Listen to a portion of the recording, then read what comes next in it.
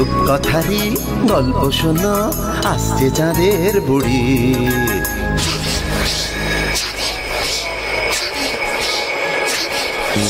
Magic man পৃথিবীতে সঙ্গে এলো তারি।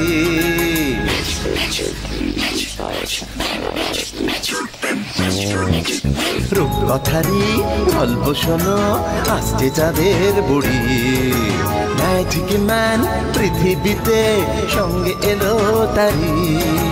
গল্প হবে, ম্যাজিক হবে, হবে মজার খেলা। তোমরা যদি দেখতে চাও চলে এসো এই বেলা।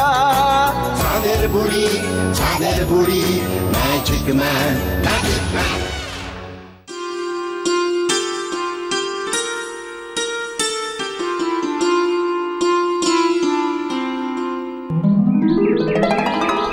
ছোট্ট বন্ধুরা, আজ তোমাদের নিয়ে যাব কমলপুরে, যেখানে রাজপ্রাসাদের বাগানে সারাক্ষণ ফুটে থাকে লাল কমল ফুল। রাজামশাই খুবই দয়ালু, তাই রাজ্যবাসীও আনন্দে দিন কাটায়।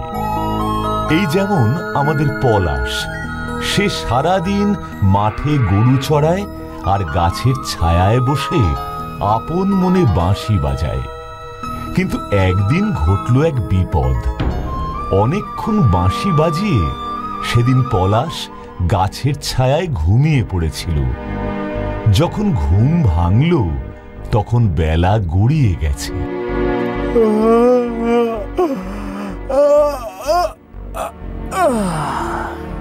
বাবা, বেলা তো পড়ে এলো। ধবলি, ধবলি, হ্যাঁ ধবলি, এই ধবলি, কোথায় গেলি রে? ধবলি, ধবলি, এই ধবলি।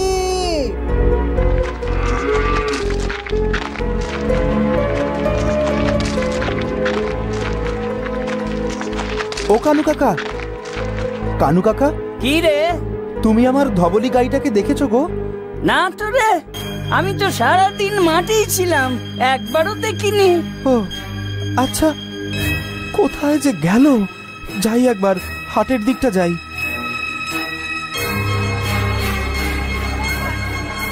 কাকু, ও কাকু, কি হলো? একটা সাদা গরুকে এখানে দেখেছো? বেশ বড় শিং আর গলায় জোড়া ঘন্টা বাঁধা। দেখেছি বটে। দেখেছো? দেখেছি। এই ঘন্টা দুয়েক আগে এদিক ওদিক জল দিতেছিল। তারপর তারপর কোথায় গেল? কোথায় গেল তা তো বলতে পারবুনি, তবে দেখলুম যে রাজপ্রাসাদের দিকে হেলতে দুলতে চলে গেল। গরুখান কি তোমার? হ্যাঁ হ্যাঁ, আমি আসি। আরে দাঁড়াও বাপু, যাচ্ছ কোথায়? তোমার এই সাদা গরুই আমার দুখানা মাটির কলসি ভেঙে দিয়েছে, তার পয়সা দে যা। পয়সা? আগে গরু খুঁজে পাই, তারপর পয়সা। আরে আরে দেখি পালালো। আরে আমার পয়সা।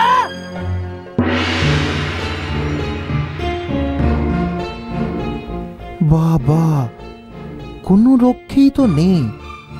ধবলি যদি বাগানে ঢুকে থাকে তাহলে মালিক তো আমায় ছাড়বে না। যাকে যা থাকে কপালে, আগে ঢুকে তো যাই।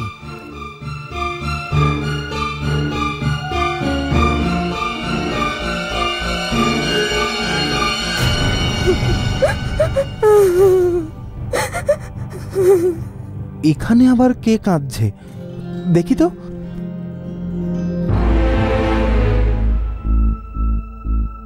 কাঁদিস না মা, এই ফুল আমি আবার এনে দেব। না, আমার এক্ষুনি লাল কমল ফুল চাই, না হলে আমি কিচ্ছু খাবো না।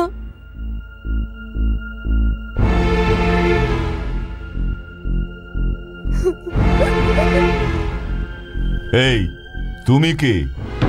আমার বাগানে ঢুকেছো কেন?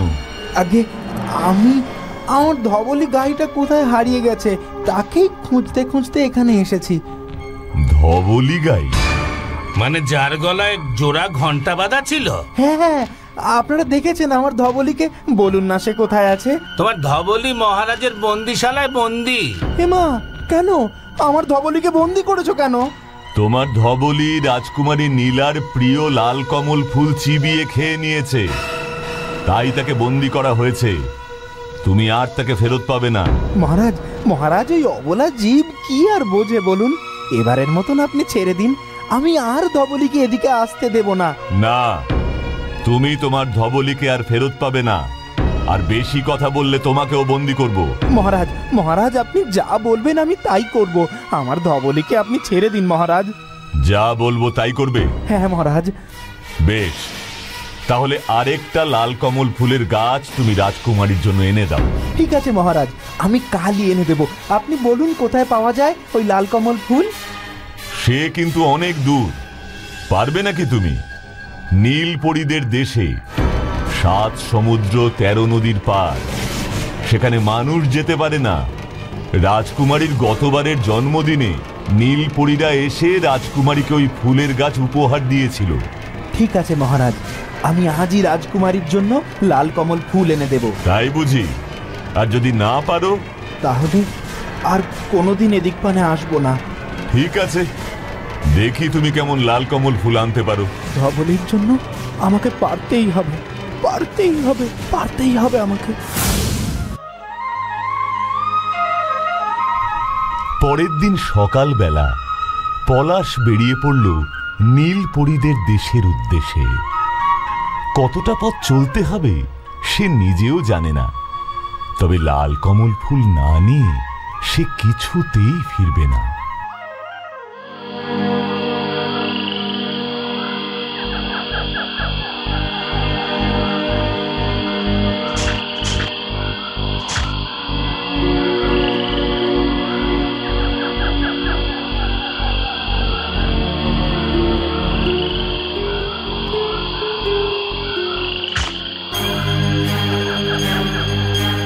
যা, আবার পড়ে গেল। আমার হয়েছে জ্বালা। এই কাঠ বয়ে নিয়ে যাওয়া কি 4টির খানি কথা। ইস, বুড়িমাটার কি কষ্ট, কত কাঠ কি একা বইতে পারে। যাই, আমি একটু সাহায্য করি বরং।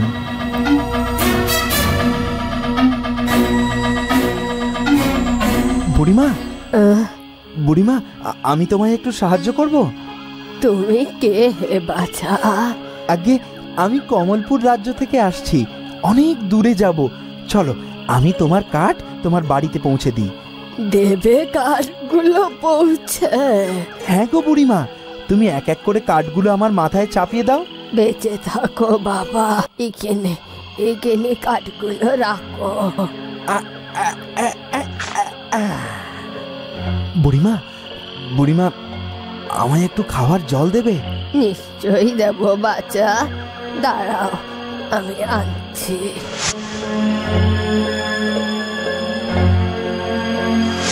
এই নাও বাচ্চা, খাও। হ্যাঁ, এত মিষ্টি! এগুলো তুমি কোথায় পেলে? আর এসব মিষ্টি তো রাজা মহারাজারা খায়। তুমি খাও বাচ্চা, শান্ত হয়ে গেছো, খাও খাও। না, আগে বলো কোথায় পেলে। কি হলো, উত্তর দিচ্ছ না যে? সত্যি করে বলো তো তুমি কে, তা না হলে আমি খাবো না। কি নাচো ছেলে রে বাবা, দেখ তবে আমি কে।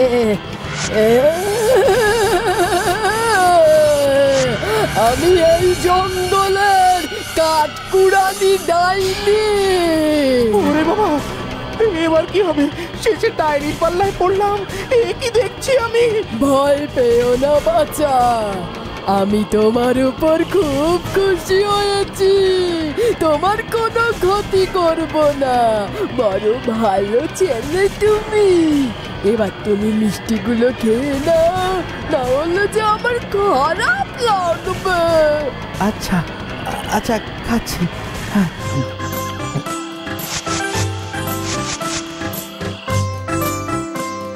এই তো লক্ষ্মী ছেলে, এবার বলতো আমার এই জঙ্গলে কি করতে এসেছিলি? আর যাচ্ছিলিটা কোথায়? আমি যাচ্ছি নীলপরীদের দেশে। নীলপরীদের দেশে?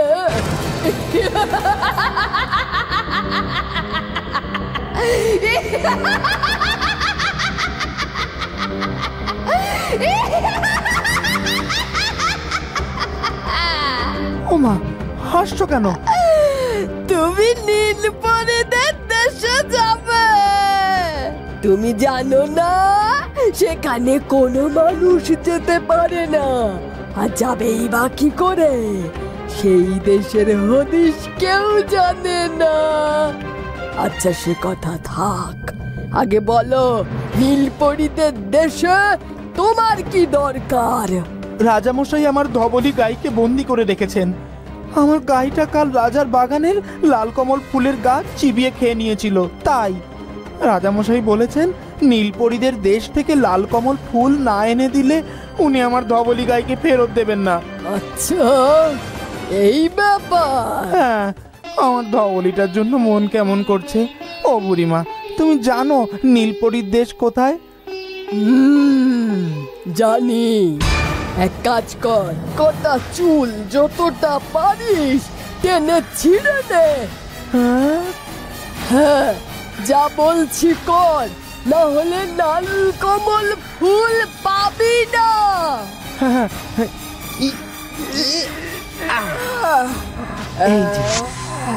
এবার এগুলোকে মেঝেতে রাখ।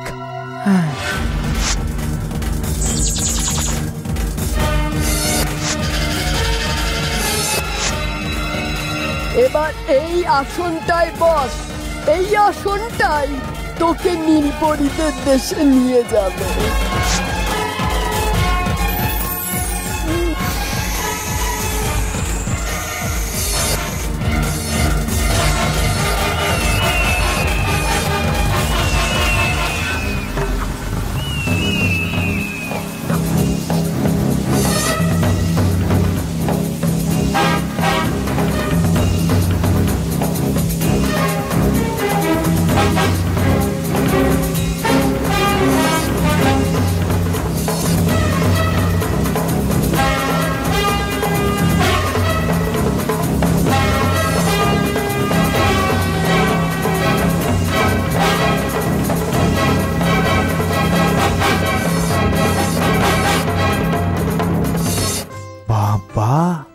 কি সুন্দর! এটাই তাহলে নীলপরীদের দেশ। বুড়িমার আসনে এক নিমেষে পৌঁছে গেলাম। এবার এখানে লালকমল ফুল খুঁজতে হবে। এই, তুমি কে? আমি পলাশ। পলাশ? এ তো মানুষের নাম মনে হচ্ছে। এই, তুমি মানুষ নাকি? হ্যাঁ, আমি মানুষ। এখানে লালকমল ফুল খুঁজতে এসেছি।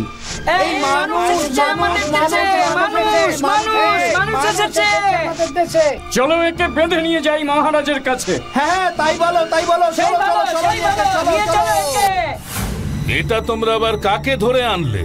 মহারাজ, এ মানুষের দেশ থেকে এসেছে। এ আমাদের বাগানে ঘুরে বেড়াচ্ছিল, তাই ধরে নিয়ে এলাম। ওহে মানুষ, তোমার নাম কি? এখানে কি করতে এসেছো? আগে মহারাজ, আমি পলাশ, কমলপুরে থাকি। আমাদের মহারাজ আমার ধবলি গাইটাকে বন্দি করে রেখেছেন। বলেছেন নীলপরীদের দেশের লালকমল ফুলের গাছ এনে দিলে তবে তিনি আমার গরু ফেরত দেবেন। বটে, তাই তুমি লাল কমল ফুল চুরি করতে এসেছো? না মহারাজ, আপনি যদি আমাকে শুধু একটা ফুলের গাছ দেন তাহলেই আমি চলে যাব। তোমাদের মানুষদের আমি মোটেই বিশ্বাস করি না। আগে মানুষদের দেশে পরীদের যাওয়া আসা ছিল, কিন্তু একদিন মানুষদের দেশের এক ডাইনি আমাদের এমন অভিশাপ দিয়েছে যে আস্তে আস্তে পরীদের ডানা খসে যাচ্ছে।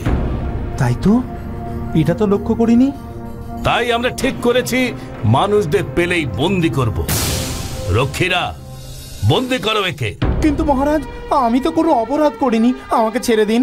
না, যদি আমাদের অভিশাপ মুক্ত করতে পারো তাহলে লাল কমল ফুলও পাবে, আবার অনেক পুরস্কারও পাবে।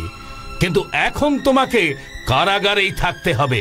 নিয়ে যাও, নিয়ে যাও একে। ধবলিটা কেমন আছে কে জানে। সারাদিন ঠিক মতো খাবার পাচ্ছে কিনা তাও জানি না। তুমি মানুষের দেশ থেকে এসেছো? হ্যাঁ, তুমি কে? আমি এই পরীদের রাজ্যের রাজকুমারী কনক। ও হেমা, তোমারও বুঝি ডানা খসে যাচ্ছে? হ্যাঁ, এক ডাইনির অভিশাপে আমাদের এই অবস্থা। ডানা খসে গেলে আমরা উড়তে পারবো না, ফুলে ফুলে মধু ছড়াতে পারবো না, পাখিদের গান শেখাতে পারবো না। সেই ডাইনি থাকে কোথায় তুমি জানো? তার কাছে মিনতি করলে নিশ্চয়ই সে তার অভিশাপ ফিরিয়ে নেবে। আমাকে যদি একবার তার কাছে নিয়ে যাও, তাহলে তাহলে আমি তোমাদের জন্য তার কাছে মিনতি করব। সেই ডাইনি কোথায় থাকে কেউ জানে না।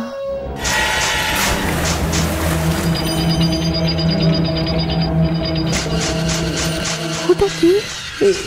ওটা আমার আসন।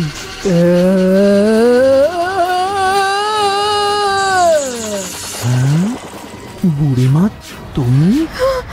এই তো সেই ডাইনি যার অভিশাপে আমাদের ডানা খসে যাচ্ছে।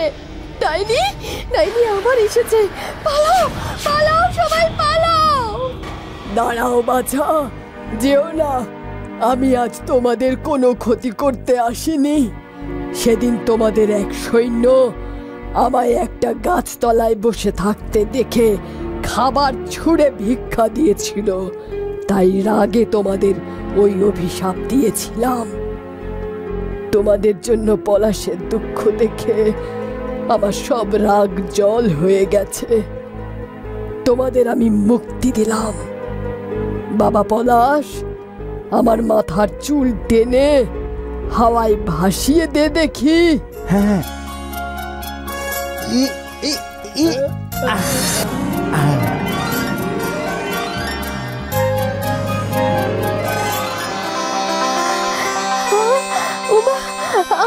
আমার ডানা ঠিক হয়ে গেছে। আমি আবার আগের মতো উঠতে পারবো। হ্যাঁ, এই তুলো ভেসে ভেসে সবার গায়ে লাগবে, আর তখনই তাদের ডানা সেরে যাবে।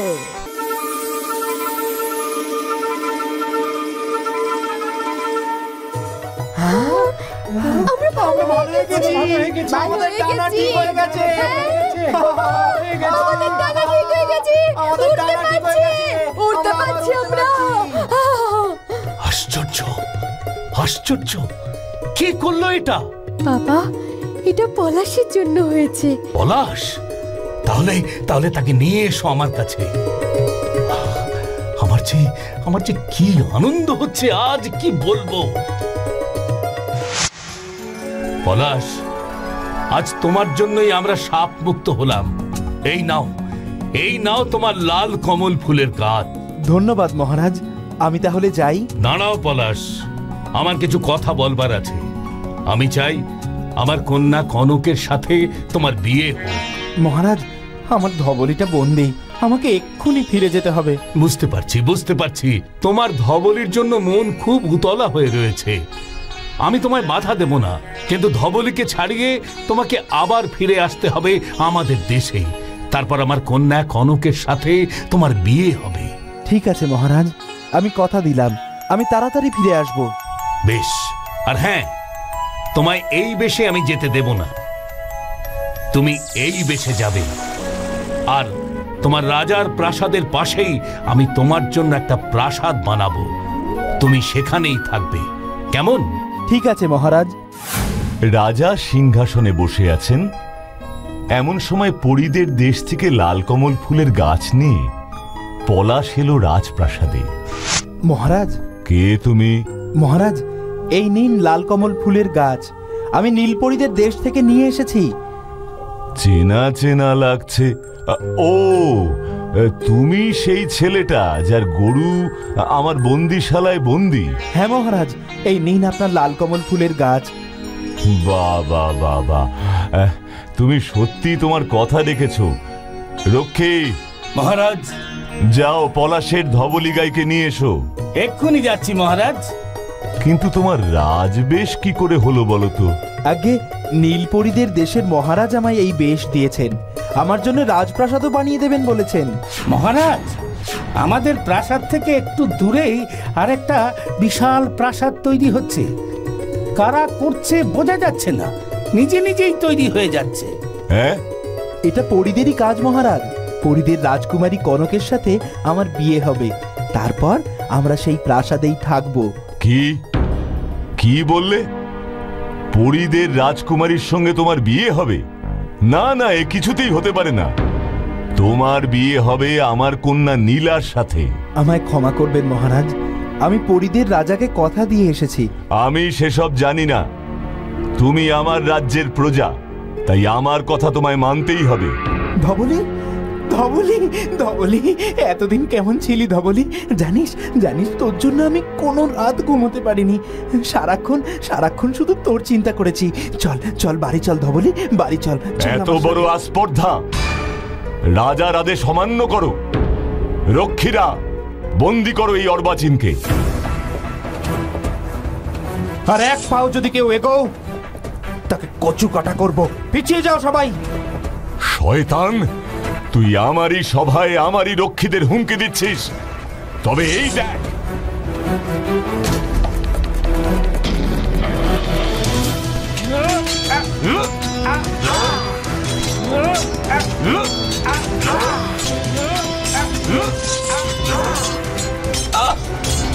এটা পরিরাজের দেওয়া বিশেষ তলোয়ার, এর সামনে দাঁড়ানো অত সহজ নয়। পথ ছাড়ো আমার। চল ধবলি, চল আমার সঙ্গে, বাড়ি চল।